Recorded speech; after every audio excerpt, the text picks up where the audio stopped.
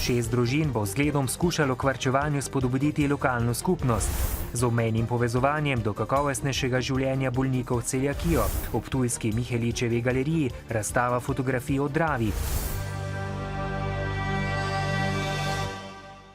Dober dan. Zanimiv projekt Varčna soseska s sodelovanjem različnih partnerjev že en teden poteka v Mariboru. V njem želijo z izkušnjo 6 družin v 3 tednih prikazati, da so le majhne spremembe naših navad dovolj za tudi do 20% prihranek električne energije v gospodinjstvu. Energetska agencija za Podravje je ob tem izračunala, da bi mariborska gospodinjstva letno lahko prihranila skupno 3 milijone evrov. Gospodinjstvo Mitje Sagaja, enega izmed udeležencev projekta, mesečno za elektriko nameni od 28 do 35 evrov. Po prvem tednu so merilne naprave že zabeležile droben prihranek. Ni velikih sprememb zaenkrat v vedenju še ni, tako da se itak že tudi sicer osredotočamo na to, da čim več električne energije uporabljamo v nočnem času. Namen projekta Varčna soseska je spremeniti naše navade. Večina slovenskih gospodinjstev namreč velja za energetsko potratne. Trendi in v Evropi in v Sloveniji kažejo, da vsako leto rabimo več energije. In če bomo tako nadaljevali, pomeni, da bomo leto 2030 podvojili rabo energije. Ugašanje luči, pravilna nastavitev zamrzovalnika in hladilnika, polnjenje pomivalnega in pralnega stroja ter izklapljanje zabavne elektronike že prinaša velike prihranke. Ko jih damo v stanje pripravljenosti, vse te naprave porabijo recimo za eno varčno žarnico energije kar tako, brez da karkoli od tega imamo. Samo s tem zavedanjem in z nekaterimi minimalnimi spremembami navad lahko prihranimo tudi do 20%. Koliko je uspelo privarčevati 6 mariborskim gospodinjstvom, bo znano čez 2 tedna. Sicer pa zmanjšanje porabe elektrike ne pomeni samo prihranka denarja, pač pa tudi zmanjšanje izpustov ogljikovega dioksida. Če bi v vseh 42 tisoč mariborskih gospodinjstvih spremenili navade, bi samo v enem letu privarčevali 3 milijone evrov in proizvedli 18 tisoč ton manj emisij ogljikovega dioksida. Mariborsko komunalno podjetje Nigrad bo 14. septembra spet dobilo novo začasno vodstvo. Odstopno izjavo je namreč podal začasni direktor Iztok Fras, ki je na tej funkciji nasledil Vladimira Krajcerja. Njegove odločitve v Nigradu niso pojasnili. Fras odstopa tudi s funkcij direktorja hčerinskih družb, med drugim podjetja Nipa, ki si je neuspešno prizadevalo za najem športnega centra Pohorje. Ta teden je Nipa oddala tudi nezavezujočo ponudbo za nakup propadajočega mariborskega turističnega ponudnika, a je v zadnjem trenutku dobila konkurenta. Nadzorni svet Nigrada se bo sestal prihodnji teden. V občini Majšperk v Halozah so po letu dni prenove in dograditve le dobili nov vrtec, ki so ga uradno odprli danes.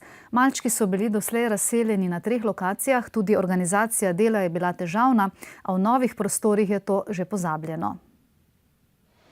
Po letu dni gradbenih del so 760 tisoč evri in dobro mero potrpljenja na podstrešju vrtca nastale 3 nove igralnice, s čimer je vrtec v Majšperku, ki je doslej deloval na 3 lokacijah, dobil skupne prostore.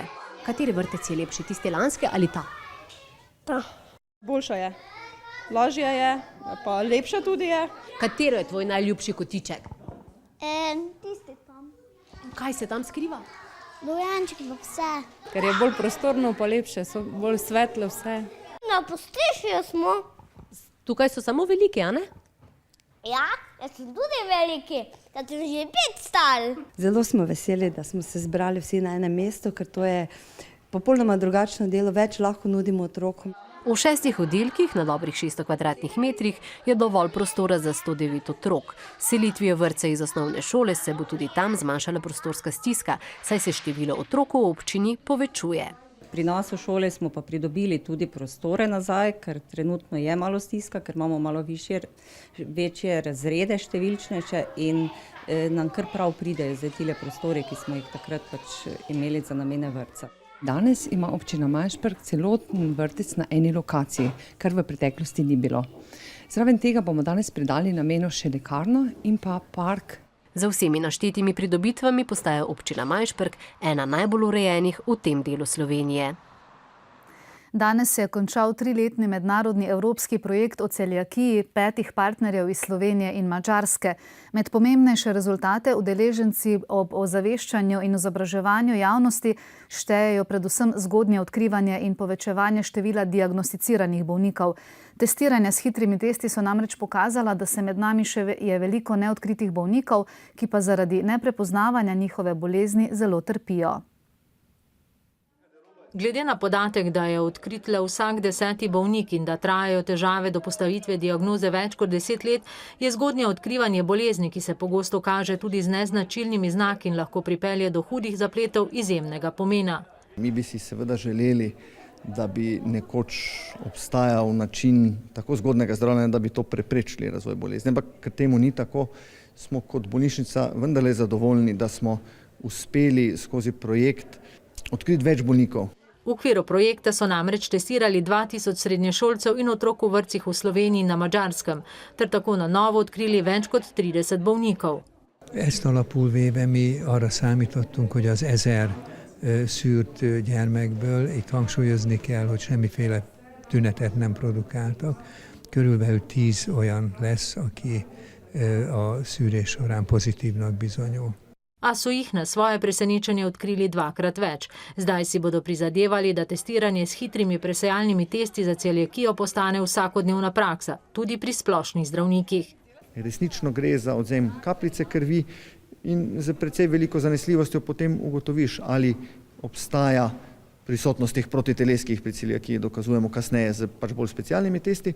Projekt v vrednosti več kot 600 000 evrov je sofinancirala Evropska unija. Pripravili pa so številne delavnice in izdali tudi kuharsko knjigo. 280 termékelemzéssel, a másik az ismeretterjesztés, elsősorban a védőnöknek, a vendéglátóipari szakembereknek, és hát az óvónőknek adtunk ismereteket, és a harmadik pedig igazából olyan eszközöket jutottunk a projektben, mint például kenyérsütőgépek, malmok, amiket közvetlenül tudnak az egyesület tagjai használni. V Mariborski kliniki za pediatrijo pa si želijo, da bi bilo tovrstnih projektov še več, saj se z dosežki uvrščajo na evropsko raven. To dokazuje tudi jutrišnji simpozij v Mariboru, ki se ga bo udeležilo več kot 60 strokovnjakov z vsega sveta. Mladoletni pri nas prelahko pridejo do alkohola, opozarja direktor neprofitnega zavoda Inštitut Utrip Matej Košir, ki izvaja programe na področju tveganega vedenja mladih. V UKC Ljubljana pa so opozorili, da so ob javnih prireditvah pogoste hospitalizacije mladoletnih zaradi zastrupitve z alkoholom. Sledi še drugo dnevno dogajanje. Evropska stranka Zavezništvo liberalcev in demokratov za Evropo je sporočila, da vse kaže, da bo v novi Evropski komisiji pod vodstvom Jeana-Clauda Junckerja 5 njenih članov, med njimi 2 podpredsednika komisije. Med njimi omenja tudi slovensko premierko v odhodu Alenko Bratušek. Juncker sestave svoje komisije še ni potrdil, prav tako ni sporočil razdelitve resorjev. Slednje bo po napovedih storil, ko bo opravil pogovore z vsemi kandidati, najverjetneje prihodnji teden, kar je danes na novinarski konferenci v Bruslju potrdila tudi Junckerjeva tiskovna predstavnica. V lendavski nafti Petrochem delavci nadaljujejo stavko, začeto pred dobrim mesecem. Nezadovoljstvo med zaposlenimi je vse večje. Potem, ko so se po dvodnevnih pogovorih s prokuristko Vaneso Grmek vendarle dogovorili, da jim bo predlagala nov socialni sporazum vsaj pri glavni zahtevi, to je odstavitvi vodstva, vztrajajo. V Sloveniji je bilo konec avgusta registriranih dobrih 114 700 brezposelnih, kar je 1,2% manj kot julija in 1,6% manj kot avgusta lani, ter najmanj od lanskega septembra. Avgusta se je brezposelnost še naprej zmanjševala, na zavod se je na novo prijavilo nekaj več kot 5500 oseb, kar je četrtino manj kot julija. Med njimi je bilo največ prijavljenih po izteku zaposlitve za določen čas, sledili so trajno presežni delavci in stečajniki ter iskalci prve zaposlitve. Danes v mestni občini Maribor zaznamujejo spominski dan posvečen Antonu Martinu Slomšku. Natanko 155 let je minilo, kar je Slomšek v Maribor prenesel sedež škofije iz avstrijskega Šentandraža. S tem je omogočil vsestranski vzpon mesta ob Dravi, ustanovil je prvo visoko šolo, ljudi pa je spodbujal k uporabi slovenskega jezika v takrat ponemčenem Mariboru. Anton Martin Slomšek s prenosom škofovskega sedeža v Maribor ni opravil le pastoralnega dela, ampak tudi narodno-zgodovinsko. Razširil je meje škofije, vanjo je vključil okrog 200 tisoč Slovencev, ki so prej spadali pod graško škofijo. Pred svojim odhodom v Maribor pa je poskrbel tudi za ohranjanje slovenskega jezika na avstrijskem Koroškem. V Celovcu je živel, Celovcu je bil posvečen duhovnika in tam ustanovil Mohorevo družbo, ki je slovenski narod učila brati in pisati. Škof, pedagog, pesnik in pisatelj je v Mariboru ustanovil visoko teološko šolo, predhodnico današnje univerze. Govoril in pisal je v slovenskem jeziku in k temu spodbujal druge. V tistem času se je namreč veliko severnih Slovencev sramovalo svoje narodnosti. Ker je narod ljubil in je tudi vedno to poudaril, da treba svojo materinščino česlati, gojiti. Slavnostni govornik na spominski slovesnosti v čast Antonu Martinu Slomšku pa se je dotaknil tudi položaja, v katerem se je znašla mariborska nadškofija. Je treba potrpeti v osebnem življenju, v družbenem življenju, pa tudi cerkvenem življenju se mi zdi, da se bo kmalu to spremenilo in da tudi ta kriza, kakor vsaka kriza, je tudi lahko rodovitna beko za neko svetlejšo prihodnost. Mariborska nadškofija je že eno leto tudi brez nadškofa, začasno jo vodi celjski škof. V Miheličevi galeriji na Ptuju pa danes odpirajo razstavo fotografa Toma Jeseničnika, ki je v projektu Drava življenje reke v fotografski objektiv lovil trenutke in motive te reke. Od izvira v Italiji preko Avstrije in Slovenije do izlitja v Donavo na Hrvaškem. Dokumentarno-reportažna razstava je nastala na pobudo Koroškega pokrajinskega muzeja. Reka Drava je dolga 725 km, 142 jih teče po Sloveniji. V eno leto trajajočem projektu je fotograf Tomo Jeseničnik ob Dravi skušal zajeti motive v vseh letnih časih, od zime 2010 do jeseni 2011. Jaz sem to njeno porečje prevozil v celoti, mogoče 3x-4x. Nisem se pa tega vnaprej lotev z nekim ciljem ustvariti eno zaključeno zgodbo. Se pravi, nisem si hotel ustvariti neke predzgodbe, predvtisa v Dravi, ampak sem se pustil presenetiti. Dokumentarno-reportažna serija fotografij je nastala v okviru mednarodne konference o Dravi leta 2010 v Dravogradu. Vsaka fotografija pa ima svojo zaključeno zgodbo o življenju ob Dravi, ki jo je avtor tudi zapisal in z njimi opremil fotografije. Na razstavi boste videli mogoče celo kak estetiziran motiv, mogoče kakšna delna pokrajina že. Ni pa bil moj namen izpostavljati samo lepote med fotografijami, med 32 fotografijami in boste videli nekatere prav grozljive, mislim, narekovaje grozljive. Fotografije dokumentirajo utrip ob reki, ki je včasih opominjajoč. Avtorju posebej dragoceni pa so naključni motivi, kot je posnetek mladega veslača, ki ga je na Dravi v Bresternici zajelo neurje. Videl sem, da prihaja iz severa, smeri Kungute.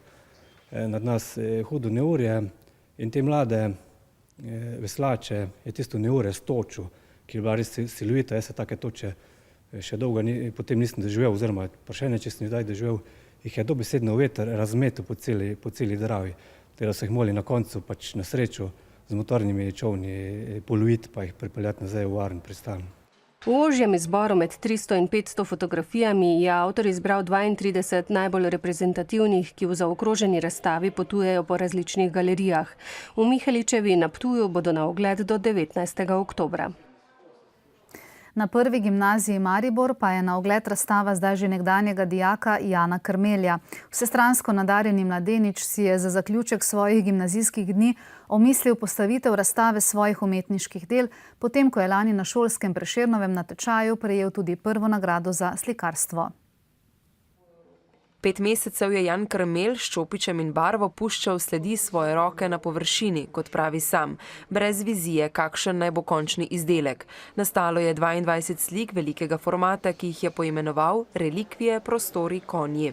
Vsaka slika izhaja iz površine, na kateri je. Najprej dam eno plast podslikavi in potem se čisto zaradi lastnosti te površine, na to tepih ali zemljevid ali je platno, zaradi te površine se potem zarišajo eni madeži in iz tistih madežev potem luščim podobe. In tako se potem postopoma gradi slika. Nosilci slik so stare preproge, prti, zemljevidi in vezne plošče, nesterilne površine. Podobno je izbral tudi razstavišče, staro umazano podstrešje gimnazijske zgradbe. Mi smo na ta način omogočili, torej, da smo omogočili prostor, sam pa je prišel z idejo, kje bi to razstavo lahko postavili. Tako smo odkrili v šoli nov ambient, kjer je ta njegova razstava, verjamem, da zaživela v takšni luči, kot si je želel. Ob slikanju Jan piše tudi poezijo. Kmalu bo izšla njegova prva pesniška zbirka. Na prvi oder je kot avtor in režiser postavil gledališko predstavo. To strast pa bo razvijal tudi v prihodnje kot študent gledališke režije. Razstavo na prvi gimnaziji pa bo na ogled pustil do konca septembra. Šport. Na svetovnem prvenstvu v košarki je Slovenija pred doslej najtežjo nalogo. V zadnjem krogu skupinskega dela tekmovanja bo za prvo mesto v skupini D v španskem Las Palmasu igrala proti Litvi. Slovenija, ki si je že po 3 od 5 tekem zagotovila igranje v osmini finala svetovnega prvenstva, bo danes proti Litvi odločala o tem, ali bo skupino D zapustila na 1., 2. oziroma 3. mestu. Tekme ekipe iz Baltika, ki je izgubila proti Avstraliji, so v našem strokovnem štabu pozorno spremljali in iskali njene šibke točke. Imajo problem na organizaciji igre, Planetis je bil njihov lider. Čeprav ta dva pleja v bistvu jih trener pač tisto, kar sem videl, kar dosti jim zaupa, imata tudi neke kvalitete, res pa da tu pa tam tudi naredita kakšno napako preveč. Tako jih tudi veliko rotira oziroma da še Pociusa ali pa Sejbutisa na pleja, malo kombinira. Tako da moramo biti agresivni vsekakor. Je pa to še zmerom Litva, ki ima ekstremno višino, in vsi vemo, da pač so tu pač en razred pred nami. V pripravah na svetovno prvenstvo je Slovenija z Litvo odigrala 2 tekmi. V Kaunasu je izgubila za 4, v Ljubljani pa zmagala za 2 točki. Niso pa nepremagljivi, imajo tudi oni slabosti in če bomo igrali kolektivno in če bomo imeli dokaj pristojen procent, ker se da najti odprte mete, mislim, da imamo dobre možnosti za zmago. Če jim bo uspelo, potem bodo imeli naši reprezentanti boljše izhodišče za izločilno fazo tekmovanja oziroma bodo imeli realne možnosti, da v Barceloni pridejo do tekme za medalje in da se nato preselijo še v Madrid, kjer bodo odigrali zadnje tekme svetovnega prvenstva. Sicer pa v Sloveniji ni veliko mednarodnih turnirjev, na katerih bi se lahko mladi košarkarji merili z vrstniki iz tujine. Zato so se lani v košarkarski šoli Sanja Bečiroviča odločili za organizacijo takega turnirja. Na letošnjem, ki bo potekal od jutri do nedelje v Mariborskem športnem centru Draž, bo igralo 8 ekip. Igralci bodo stari do 15 let. Letos je udeležba zelo pisana, saj prihajajo ekipe iz 6 različnih držav. Naša ekipa je ekipa, ki tekmuje pod nazivom Košesani Slovenska Bistrica. Tu so mladi fantje, za katere smatramo, da so prihodnost košarke na Štajerskem. Med njimi je 5 fantov, ki bi lahko nekoč nekaj dosegli tudi v košarki. In zaradi tega tudi organiziramo ta turnir, da se vidijo, kje so napram drugim ekipam. Hrvaški premijer Zoran Milovanović je do konca leta napovedal spremembe pri dohodnini, da bi z razbremenitvijo zavezancev okrepil zasebno porabo. Višje mesečne dohodke si lahko na ta način obeta približno 1 milijon zavezancev. Sledi pa še nekaj tujih novic. V času najbolj napetih odnosov med Zahodom in Rusijo po hladni vojni se v Walesu danes ob močno poostrenih varnostnih ukrepih začenja dvodnevni vrh članic Zveze NATO. V ospredju bo kriza v Ukrajini, ki narekuje tudi doslej najodločnejši poziv k krepitvi obrambnih izdatkov. Cilj valižanskega vrha je ob številnih kriznih žariščih zagotoviti, da bo NATO pripravljen na vsak izziv in sposoben braniti zaveznice pred morebitnimi napadi, ter da se bodo voditelji zavezali, da so za varnost pripravljeni tudi plačati. Vrha NATO se udeležuje tudi ukrajinski predsednik Petro Porošenko. Predstavnikov držav članic Zveze NATO bo predstavil vsebino včerajšnjega telefonskega pogovora z ruskim predsednikom Vladimirjem Putinom. Čeprav naj bi bila Moskva in Kijev po Putinovih besedah vse bliže mirovnem sporazumu, bodo Združene države na vojaške vaje v Ukrajino poslale 200 vojakov. Cilj vaj je izboljšanje sodelovanja ter podpiranje regionalne stabilnosti in varnosti, so še sporočili iz Washingtona. Mednarodna teroristična mreža Al-Kaida je ustanovila novo vejo na indijski podcelini, je sporočil vodja skupine Ayman al-Zawahri. V videoposnetku, objavljenem na spletu, je pojasnil, da se je indijska veja Al-Kaide oblikovala 2 leti. Kot njene ciljne države pa je navedel tiste, kjer med prebivalstvom prevladujejo muslimani.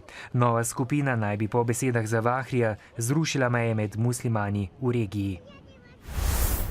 Sodišče v ameriški zvezni državi Severni Karolini je po 30 letih zapora izpustilo 2 moška, polbrata, ki sta bila zaradi posilstva in umora 11-letne deklice obsojena na smrtno kazen oziroma dosmrtni zapor. Analiza vzorcev DNK je namreč zdaj pokazala, da sta nedolžna. Moška sta bila v času preiskave umora stara 15 in 19 let. Pristojni so ugotovili, da je dekličin morilec danes 74-letni moški, ki zaradi nekega drugega umora prestaja dosmrtno zaporno kazen. Spremenljivo oblačno bo, zjutraj že marsikje z megljo. Ob morju bo po večini suho, drugod bo deževalo. Temperature bodo čez dan od 19 do 25, ob morju do 27 stopinj Celzija. V soboto bo več oblačnosti in ponekod bodo krajevne plohe in kakšna nevihta. Na Primorskem bo pihala šibka do zmerna burja. V nedeljo bo sončno, verjetnost za popoldanske plohe bo majhna. Z aktualnimi dogodki se spet oglasimo jutri, takrat nasvidenje.